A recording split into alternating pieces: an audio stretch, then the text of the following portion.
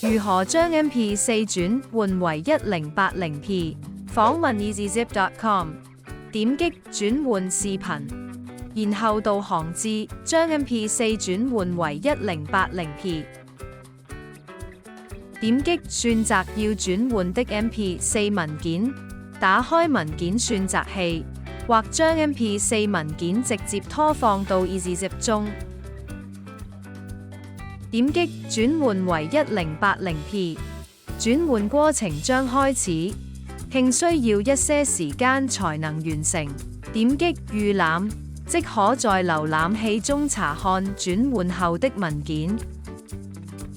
點擊保存 1080p 文件，轉換後的 1080p 文件將保存到你指定的目標文件夾中。